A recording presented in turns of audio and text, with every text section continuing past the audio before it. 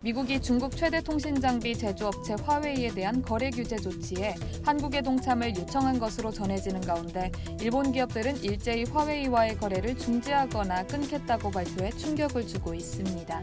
미국이 중국 통신 장비 업체인 화웨이를 압박하면서 일본도 화웨이와 거리를 두려는 모습이 역력합니다. 일본 이동통신업체 두 곳이 22일 화웨이의 신형 스마트폰 발매를 연기하겠다고 밝혔습니다. AFP 통신에 따르면 일본 내 2위와 3위 이동통신업체인 KDDI와 소프트뱅크는 이같이 전하며 미국의 화웨이 장비 사용 금지 요청에 따른 영향력을 평가하기 위해 시간이 필요하다고 전했습니다. 소프트뱅크 대변인은 현재 사용자들이 안전하게 장비를 사용할 수 있는지를 확인하기 위해 오는 24일 예정되어 있던 화웨이의 신형 스마트폰 출시를 연기했다고 밝혔습니다. 도널드 트럼프 미국 대통령은 지난 15일 화웨이 사용 금지 행정명령에 서명했고 이에 미국의 반도체 업체들은 화웨이의 반도체 공급 중단을 선언했습니다. 게다가 이번 주 구글이 화웨이 스마트폰에 안드로이드 운영체제를 지원하지 않기로 하면서 화웨이의 위험성은 더 커졌습니다.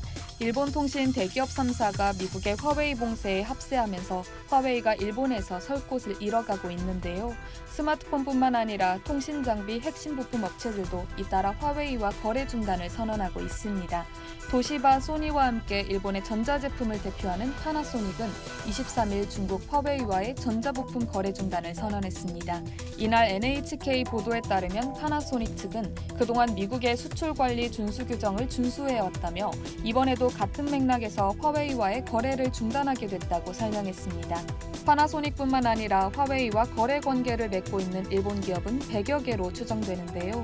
파나소닉의 이번 결정이 일본의 다른 회사들로 확산될지 주목이 됩니다. 한편 일본의 손정희가 사들인 세계적인 반도체 설계 회사인 영국의 ARM도 화웨이와 모든 거래를 중지하라고 직원들에게 지시했습니다. ARM의 반도체 설계 디자인에는 미국의 원천 기술이 반영돼 있기 때문입니다. 이에 외신들은 화웨이가 OS에 이어 ARM 기술마저 제약을 받는다면 화웨이 사업은 큰 위협을 받을 것이라고 예측했는데요. 화웨이는 자체 칩과 모뎀을 확보하고 있지만 ARM 라이선스를 기반으로 설계된 제품이 많은 것으로 알려져 ARM의 거래 중지 선언은 화웨이에 심각한 타격을 가할 것으로 보입니다. 미국이 화웨이를 공격하자 일본 기업들이 발빠르게 화웨이에 벽을 쌓는 이유에는 미국과 우호적인 관계를 통해 아시아의 맹주로 나선 중국을 경계하고 균형점을 찾겠다는 점도 다분해 보입니다.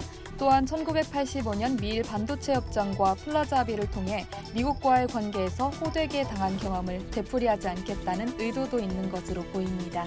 이상 여유도튜브였습니다.